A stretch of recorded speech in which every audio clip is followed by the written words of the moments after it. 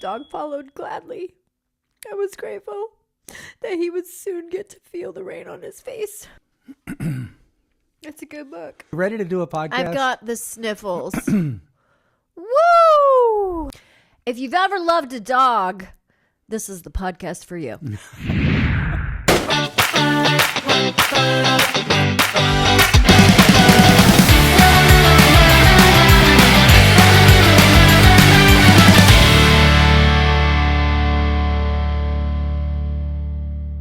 I'm Jana. I'm Jason. And we are living lucky. You are too. You probably noticed that I am crying because I just read this book. It's called The Dog Who Follows Gladly.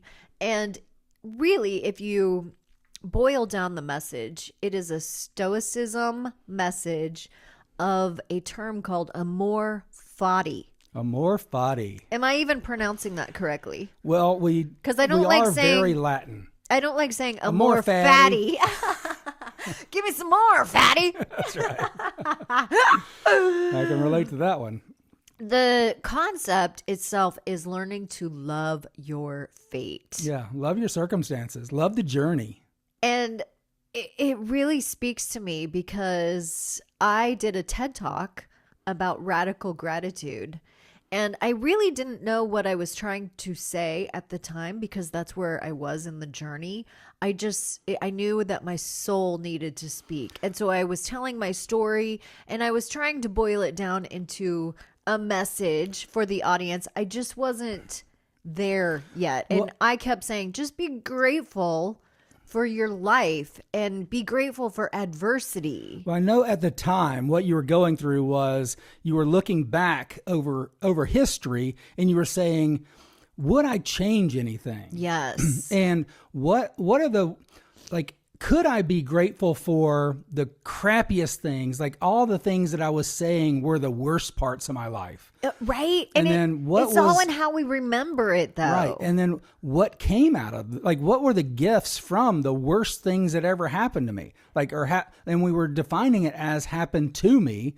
And then once we got through that re-examination of the past and said, these things happened to me, and we found the gifts in that journey, then we decided, you know what?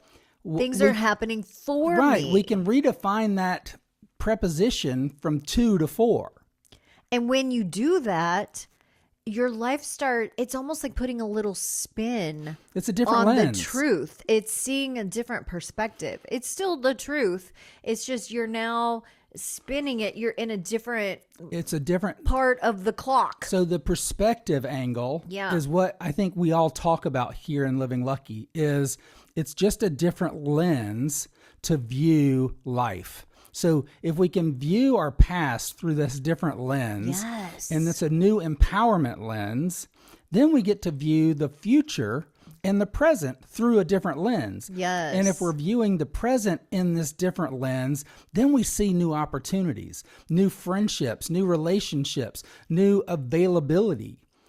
Like all the things that are here and available right now, instead of closing ourselves off to what's here. And it's crazy. And I think this in the book, The Dog Who Follows Gladly. Yes. When we have that positivity and that, hey, you know what? We don't have to change the way we feel about something just because of the story we're telling ourselves about it.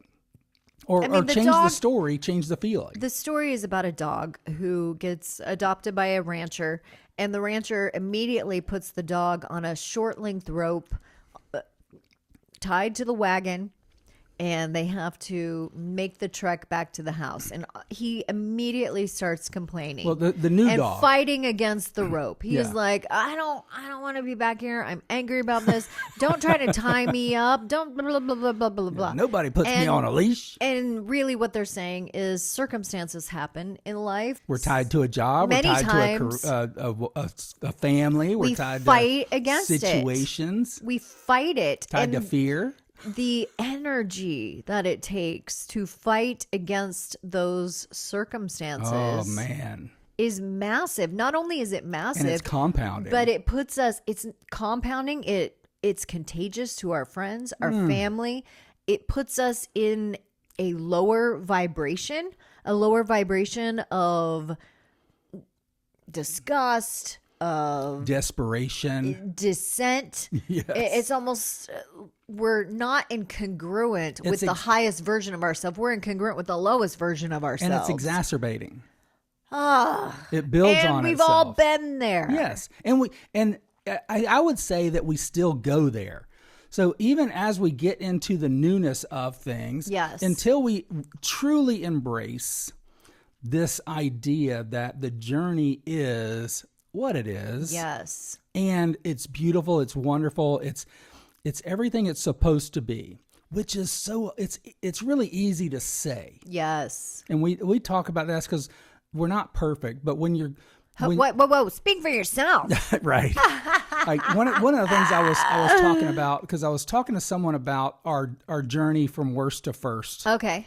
In this water skiing competition. Yes. And we were talking about how you're a great mindset coach. Thank you. I'm a great mindset coach. You're a little better, I think. Well, I was saying, I implement it. like, I find say, ways to yes. actually implement what I learn. You find ways to teach others how to do it. Well, what I was I like to keep it secret, to be honest. The with discussion we were having is you could have done this worst to first journey with coming in last place in a competition and going to world championship on your own. Oh no. It would have taken a longer time, because a person coaching themselves, it's hard to do. An umbrella can't keep the rain off itself. And this is the metaphor that came in my brain, was you can't coach yourself through the moment when you're in it. Oh, that's so true. So like the little. Believe me, I've tried. The reason I know Jason is such a good coach is because I've been such a good client. Well, ditto. Because when I don't see my own blind spots, but I have you. But here you can see all the mine. time, helping me out. Yes. Right. I mean, we just and what's went through so this weird yesterday. is now I can see my own blind spots in me, in you. Right. I'm like, oh, that must be a blind spot. That's what he was for talking. me. That's what he was talking to me about yesterday. Because it happens for him. I better change. But here's the thing: to change, it's better to change yourself. Don't try to change your partner. Right. Yeah, that's the secret. And there. this is but the that's whole a different beauty topic. for the dogs here, because the older dog, Yes. I'm sure had a mentor just like he is for the younger dog right now. Yes. You know, because it's a great book. The reason we're talking about this today is because last night we had a situation. Did we? If you've been following us, you know that we have the love of our lives, Tater, who is our child. She is our don't grandma. know her birth date. I get it wrong all the time. But she is part of us. Tater has just been in our lives from the time she was a baby. She chose us. We actually went to the dog place to get a different dog named Clark. And Tater came jumping in our lap saying, "But look at me. Look at me. Look at me." And Nobody then she wants went me. and jumped in the pool. I was like, "Oh, she's adorable." Oh, let's take that dirty wet dog. We brought her home, and for the first couple of years, she kept us on our toes. Yep. She jumped in the retention pond over and over and over. And yeah, then we'd have to throw her in the pool to clean, because I'm like, I got to get to work. Kept getting those skin rashes from the stuff in the retention pond. She would chew our socks, Underwear. my yoga pants.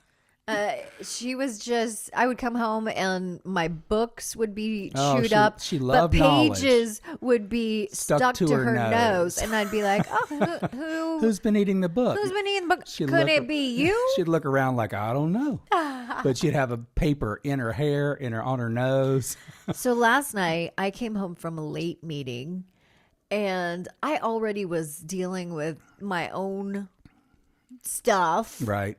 And all of a sudden, Tater started wincing, Whimpering, wincing, shaking like she was in a massive thunderstorm. Super heavy. And we couldn't figure out what was happening. And then she went out into the living room. She ran to me, which is awkward. Well, she ran to both of us at different times. Well, she went to you first. Night. And she was like, fix it. And I couldn't fix it. So then she ran to you. And when she was running to you, she just started running into furniture and different things in the house. And then she would get really close to like the wall, and then she would wince, like she would scream, and then wince away from it, which was It was scary. a very odd episode. And then she's and like, it lasted, I need to get outside. I need to get outside. Like she had this, like the desire to get outside to quote Get unquote, free. like feel like she was getting away from the pain. I was like, I don't understand. And I was like, I think this she is was it. having some sort of pain. Yeah, it sounded like pain. Anyway, I started crying because I don't want to see her in pain, and her in pain makes me be in pain, and which she's I was very already in old. pain anyway. And she's old, and so I think both of us kind of in our heads went to that. This is it. This is tonight's the the night. night. Let's We're call gonna the have vet. to go to the Emergency clinic. and It's 11 o'clock. If you've ever loved a dog, you know that that's just a moment that you know is inevitable. And you're just so grateful for You all have of to- the wonderful years and all the joy that they brought you. But it's a sadness and a pain that is really deep for me. Yeah, and it's one of those moments where it's the choice of making sure that you don't extend something for you, Yes. and you also don't shorten something For for them. them. Yes, they always say, "Oh, you'll know when the time is." Well, Jason and I both thought it's the time. No, I've made a decision before though on a dog, and it felt like after I shortened something for the dog when it seemed like I was helping the dog. And I don't want to make that mistake again. So we decided to lay in bed and just cuddle. Just all hold her. three of us. So all three of us laid in bed and cuddled. And of course, I was a crying mess. And then after several hours, she fell asleep. And we just decided, okay, we've got one more night to just Yeah, kind of let's see enjoy what each other see and what love the morning each other. looks like. See And if the then- rain clears. Yes. And then this morning, it all seemed to be okay. Yeah. Better. So I'm not sure what happened, and I do feel like it's foreshadowing what's to come. However, we made it through the night, and it just made us start being so grateful for our dog this morning because, you know, at one point in the night you said, I think she just lost her eyesight. Yeah. And of course, when you lose something, it is very fearful and scary, and there's panic, and there's And it's been slowly going. And the vet newness. said it's going. And I felt like it's very possible that she lost it went completely dark in her left eye. That's very I also possible. feel like she might have been in some pain somehow, and I don't know It sounded like what pain. or where, but she kept kind of breaking out in some wincing, and Yeah. I'm not sure where that was coming from. Anyway, she handled it like a champ, though. As soon as we laid in bed and started cuddling, you know, she still was crying, and she still was in a panicky place, but she was handling it well. And dogs just do that. They accept their fate. You know, they age gracefully. Whereas I haven't been doing that very well. And I've been looking in the mirror. Even this morning when I was putting on my makeup, I'm like, oh my God, these lines. You know, and I start looking at my hair. This turkey neck. Right? And my belly, I'm like, oh, these hormones. And then the doctor gives me more hormones, and my belly starts extending even more. Let me just point out all my flaws.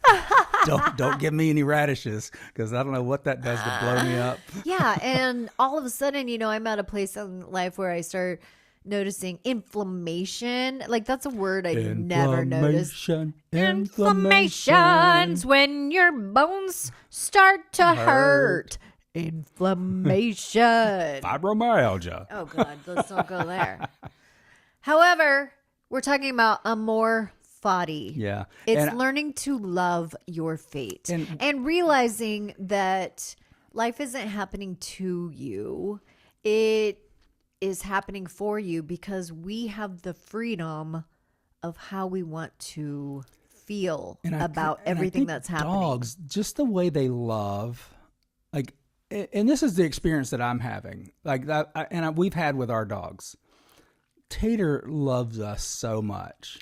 And she is so happy she all the loves- time. She has these moments. I mean, she plays full out. She does. Like, She loves out loud. when I hear that joke about you want to see who loves you more, lock your wife in the trunk of the car and lock your dog in the trunk of the car. When you open it up, see who's happy to see you. Yeah. Like, that joke makes me laugh so much because would I'm not like, be I happy. know Tater will be like, hey, it's party No, time. she loves us so much that when we leave the house, and we've gotten to where we only leave the house for maybe 1 to 3 hours at the most, without somebody coming to Tater. stay here. Yeah, otherwise we have 2-3 dog sitters on Rotation, speed dial yeah. that we say, can you go sit with Tater? So she's never alone. However, when we leave the house for even dance lessons, we will come home and she will be sitting in the window just waiting for us. Excited to see us. And she's so excited. She's, wagging that tail as soon as we drive into the driveway. She waits until we pass. Make sure it's us. And we drive into the driveway. As soon as we drive into the driveway, then she jumps down and she comes running Meets to us the at the door. So happy. I want to love like a dog. Amor Fati. Amor Fati. Learning to love your I destination. think if you translate it directly from Latin to English, I know amor is love because it I've been means taking living Duolingo. Ah!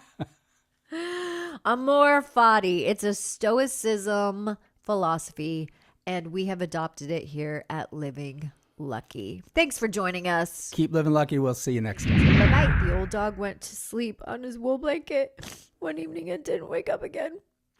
But the valley kept on being the valley, just as it always had.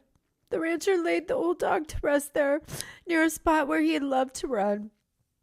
Several springs later, when the young dog wasn't so young anymore, the rancher called him out into the yard. Oh, God, my makeup. I'm sorry. I get it. Pull yourself together. Every time she reads the book. Ah!